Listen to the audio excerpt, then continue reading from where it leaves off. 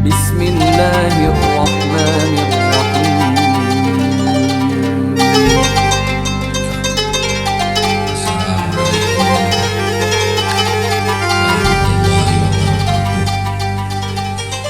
Ridha'illahi ta'ala wa li syafaati Rasulillah sallallahu alaihi wasallam, istiqamati darsina wa li manfaati ulumina wa li barakati arzaqina wa an'amina, listijabati du'aina wa li qabuli niyatina wa li qada'i hajatina wa li tawfili masailina ala hadhihi niyah wa ala ma nawabihi salafus salih wa ala kulli niyatin shalihah bi barakatil Fatihah. A'udzu billahi minasyaitonir rajim. Bismillahirrahmanirrahim. Alhamdulillahirabbil alamin arrahmanir rahim maliki yaumiddin. Iyyaka na'budu wa iyyaka nasta'in. Ihdinas siratal mustaqim. Shiratal ladzina an'amta 'alaihim ghairil maghdubi 'alaihim waladdallin. Alhamdulillah. Wassalatu wassalamu ala Rasulillah wa ala alihi wa ashabihi wa mawalah. La haula wa la quwata illa billah. Amma ba'da tahiyah. Para jamaah yang dimuliakan oleh Allah Subhanahu wa taala, alhamdulillahirabbil alamin. Pada malam hari ini kita diperkenankan oleh Allah Subhanahu wa taala untuk melanjutkan kajian kita, dan untuk tema kita pada malam hari ini masih melanjutkan tema yang sebelumnya, yakni niat dalam mencari ilmu. Seperti kita tahu bahwa sebelumnya telah diterangkan, niat adalah merupakan hal yang pokok yang menjadi pondasi utama dari kegiatan mencari ilmu ini. Dari niat itulah maka akan berkaitan dengan apa yang dilakukannya dalam mencari ilmu. Tadi malam telah dibahas tentang firman-firman Allah dan sabda-sabda Rasulullah Shallallahu Alaihi Wasallam yang berkaitan dengan niat dalam mencari ilmu. Pada malam hari ini kita akan mengupas tentang niat mencari ilmu berdasarkan keterangan para ulama. Yang pertama, keterangan ini saya ambilkan dari kitab Adabul Alim wal Muta'alim karya Hadratus Syekh Kiai Haji Muhammad Hasyim Asy'ari, halaman 25. Beliau menyatakan asani ayuh sinan niyata fi talabil ilmi. Etika orang mencari ilmu yang kedua adalah benar dalam niat mencari ilmu. Yang dimaksud benar dalam niat mencari ilmu bagaimana? Bi ayyak sidabihi wajhallaha, bi ayyak sidabihi wajhallahi azza wa jalla. Yang pertama, contoh baiknya niat itu adalah mencari ilmu hanya karena Allah. Jadi bertujuan karena Allah. Kemudian yang kedua, wal amala, dan bertujuan untuk mengamalkan ilmunya. Kemudian yang ketiga, wa ihya asyariati, bertujuan untuk menghidupkan syariat, menghidupkan agama. Ini termasuk bagian dari benarnya niat. Yang ketiga, watan wiro kolbi, bertujuan untuk menerangi hati. Kemudian yang berikutnya, watah liyata batinihi, bertujuan untuk memperindah batin. Kemudian wattaqarruba minallahi ta'ala, dan berniat dalam mencari ilmu untuk mendekatkan diri kepada Allah. Wala yaqsida bihil aghrada ad-dunyawiyah, jangan sekali-kali mencari ilmu bertujuan untuk mendapatkan hal-hal yang sifatnya duniawi, minta tahsil riyasah. Ya, contohnya hal-hal yang duniawi itu untuk menjadi pemimpin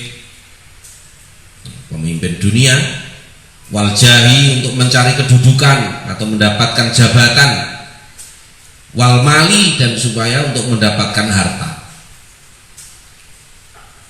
wa mubahatil akroni, untuk mengalahkan teman, wa ta'dzimin nasilahu, dan berniat agar dimuliakan oleh manusia, wa nahwi dzalik, dan hal-hal yang lain. Ini tidak diperbolehkan. Jadi di sini Hadratus Syekh Kiai Haji Muhammad Hasyim Asy'ari sangat jelas dan gamblang bahwa seorang yang menuntut ilmu membutuhkan baik dalam niat, husni niyah. Gambaran husni niyahnya tadi itu, niat karena Allah, untuk mengamalkan ilmunya, untuk menghidupkan agama, untuk menerangi hati, untuk membersihkan batin, untuk mendekatkan diri kepada Allah Subhanahu wa ta'ala. Tidak bertujuan untuk hal-hal yang duniawi, karena akan otomatis hal yang duniawi itu akan diberikan oleh Allah Subhanahu wa ta'ala seperti keterangan yang sebelumnya. Kemudian Imam Az-Zarnuji di dalam kitab Ta'limul Muta'allim, beliau juga memberikan gambaran, wayang bagi ayyan wiyal muta'allimu bitalabil ilmi ridallahi ta'ala. Dalam menuntut ilmu, sebaiknya seorang yang belajar, seorang penuntut ilmu, berniat untuk mendapatkan ridho dari Allah Subhanahu wa ta'ala, waddarul akhirata, dan bertujuan untuk mengharapkan kebahagiaan akhirat.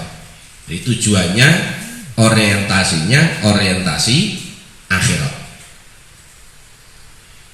Kemudian wa izalatal jahli, dan menghilangkan kebodohan, an nafsihi, untuk dirinya sendiri, wa angsa iril juhali, dan untuk seluruh orang-orang yang bodoh,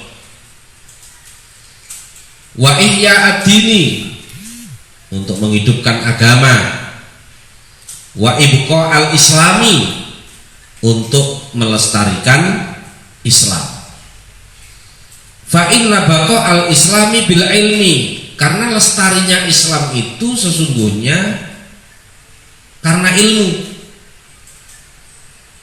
Wala yasihu zuhdu wa taqwa ma'al jahli, bahkan kezuhudan seseorang dan ketakwaan seseorang dianggap tidak sah jika disertai dengan kebodohan. Jadi zuhud dan takwa harus dibarengi dengan ilmu. Wayan wibi syukra ala ni'matil akli wasihatil badan. Di samping itu, sebaiknya orang yang menuntut ilmu ketika dia belajar juga berniat untuk bersyukur kepada Allah atas pemberian nikmat akal. Karena orang yang belajar itu tidak akan bisa kalau tidak memiliki akal. Wasihatil badan, dan bersyukur kepada Allah karena diberikan kesehatan badan. Wala yanwi iqbalan wala yanwi bihi iqbalan nas, dan jangan sekali-kali berniat ketika mencari ilmu agar diikuti oleh orang lain untuk menjadi pemimpin. Walas tijlabah hutami dunia, dan jangan juga mencari ilmu berniat untuk mengumpulkan pundi-pundi dunia, pundi-pundi harta. Wal karamata inda sultan, dan jangan mencari ilmu agar mendapatkan kemuliaan di hadapan sultan, di hadapan pemimpin tinggi. Mungkin dalam hal ini bisa presiden, bisa gubernur, bupati, wali kota, biar terpandang, wa ghairihi, dan niat yang lain-lain. Illa talabal jahi lil amri bil ma'ruf wan nahyi 'anil munkar, kecuali jika niat mendapatkan kedudukan tersebut bertujuan untuk amar ma'ruf nahi 'anil munkar. Saya akan belajar ilmu ini, saya nanti akan menjadi orang yang terpandang. Ketika terpandang, saya akan bisa melakukan amar ma'ruf nahi munkar yang lebih efektif. Misalkan wa tanfidil haq, dan juga untuk menegakkan kebenaran. Jadi boleh berniat untuk mendapatkan kedudukan kalau tujuannya satu amar ma'ruf nahi munkar, yang kedua tanfidil haq untuk menegakkan kebenaran, yang ketiga wa i'zaziddin, dan untuk mengagungkan agama. La li nafsihi wa hawahu, bukan karena alasan pribadinya dan juga bukan karena dorongan hawa nafsunya. Fayajuzu dzalika biqadri ma yuqimu bil amri bil ma'ruf wan nahyi 'anil munkar. Maka niat mencari ilmu untuk mendapatkan kedudukan seperti yang dilandasi oleh niatan-niatan yang mulia tadi ini diperbolehkan sebatas kedudukan yang sekira ia dapat menyerukan amar ma'ruf nahi 'anil munkar. Ini kalau tidak salah pernah ada pertanyaan, apakah ilmu itu harus ilmu agama atau ilmu umum? Sebenarnya ini sudah kita bahas dalam perintah mencari ilmu. Jadi ilmu ini tidak terbatas ilmu apa, meskipun ilmu umum, tapi kalau tujuannya adalah untuk mendapatkan ridho dari Allah, untuk menegakkan agama dan lain sebagainya seperti tadi, maka akan mendapatkan keutamaan-keutamaan ini. Karena tidak hanya di dalam Islam itu orang-orang yang ahli di bidang agama saja. Kita tahu para ulama-ulama kita banyak yang, tapi orientasi utamanya adalah mencari ilmu karena Allah, bertujuan untuk akhirat, untuk menegakkan agama, dan seterusnya tadi itu. Ilmunya bisa apa saja. Misalkan kita mempelajari ilmu perdagangan, orientasinya ketika kita telah berhasil sukses dalam kegiatan usaha atau bisnis tersebut, maka usaha dan bisnis itu akan digunakan hasilnya untuk kemaslahatan umat Islam misalkan. Apakah hal itu tergolong mencari ilmu yang salah? Jawabannya tidak. Kemudian juga muncul pertanyaan, apakah cukup mencari ilmu melalui media sosial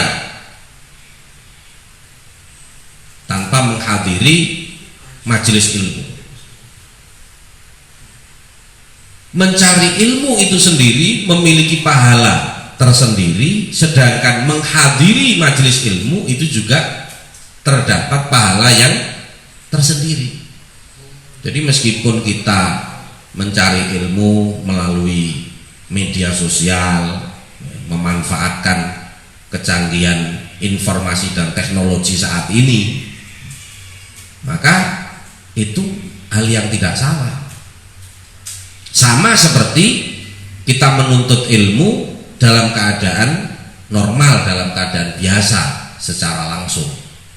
Tetapi belajar ilmu melalui media sosial ini tidak akan mendapatkan keutamaan bertemu dengan orang yang saleh, berkumpul dengan orang yang saleh. Di sini ada nilai tambahan, tambahan pahala tersendiri.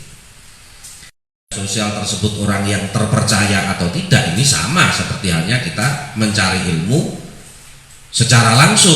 Ya, kita harus memilih guru yang tepat, karena guru itulah yang akan memberikan petunjuk kepada kita.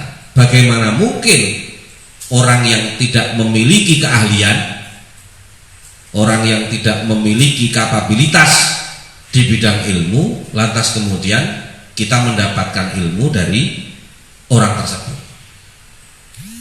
Ini akan berbahaya. Jadi sebenarnya mencari ilmu baik secara langsung ataupun melalui media itu hal yang sama, masuk dalam kategori mencari ilmu. Cuman ya tadi memang harus betul-betul bisa mencari orang-orang yang kompeten. Kalau misalkan kita mempelajari ilmu agama, ya berarti orang tersebut memang harus orang yang kompeten di bidang agama sehingga bisa untuk menjadi guru kita. Kalau kita belajarnya di bidang entrepreneur misalkan, ya harus mencari orang-orang yang ahli di bidang itu. Kalau bukan orang yang ahli di bidang itu kemudian kita belajar, ya maka akan menjadi bermasalah. Kemudian muncul juga pertanyaan ketika seorang remaja yang saat menuntut ilmu, dia membayangkan seorang gadis atau mungkin membayangkan kekasihnya agar lebih semangat dalam mencari ilmu. Ini sebenarnya hal lain. Kalau motivasi itu bisa apa saja, supaya memotivasi seseorang dalam mencari ilmu. Tapi yang paling penting adalah niat dalam mencari ilmu itu apa. Motivasinya terserah, selama motivasi itu tidak dilarang oleh agama maka diperbolehkan. Contoh misalkan saya akan bersungguh-sungguh mencari ilmu supaya nanti saya bisa berjuang dalam mencari ilmu, dan agar saya semangat dalam mencari ilmu saya membayangkan orang tua saya misalkan. Apakah boleh? Boleh.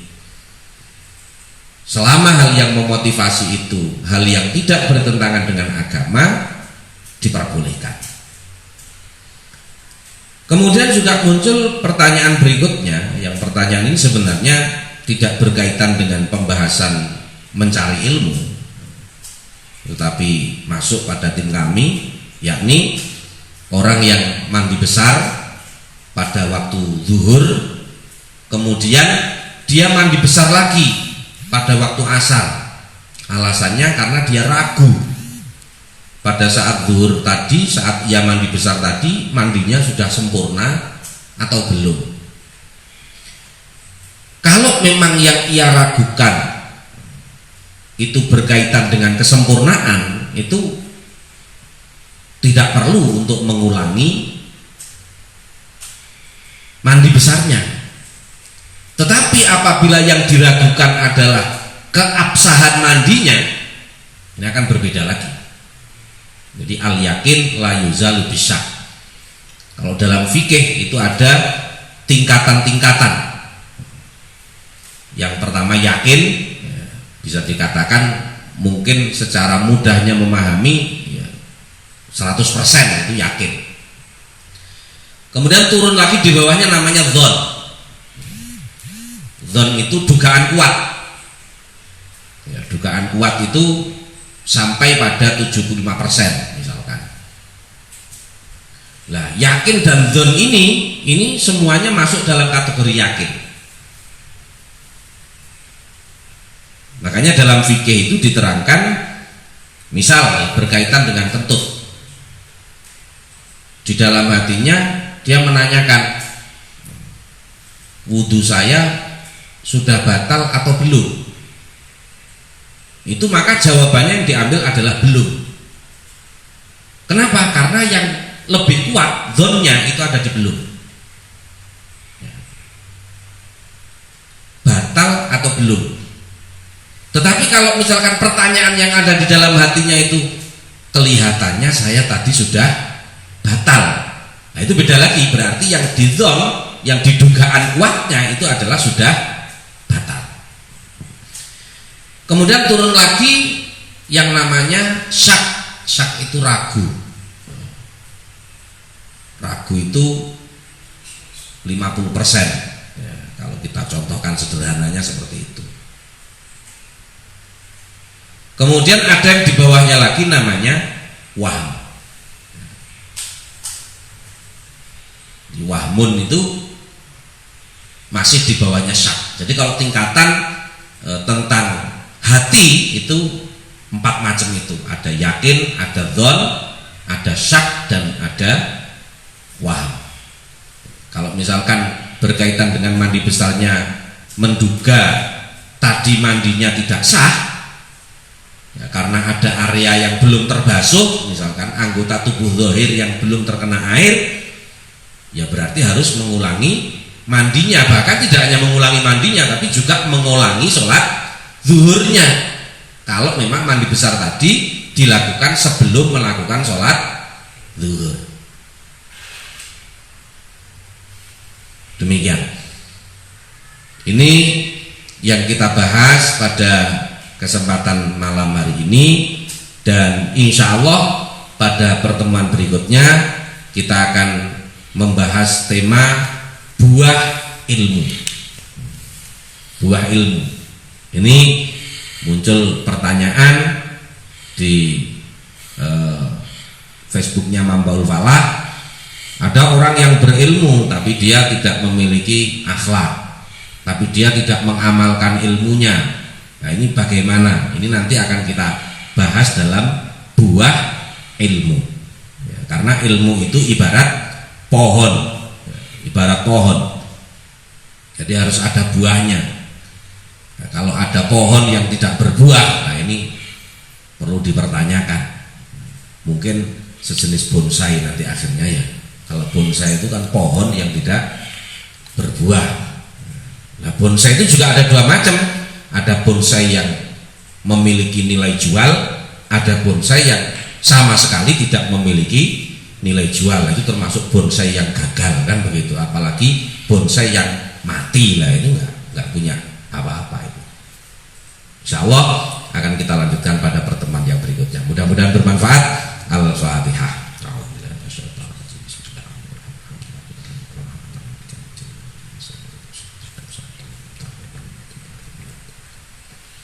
Alhamdulillahirabbil alamin wal afwa minkum. Wassalamualaikum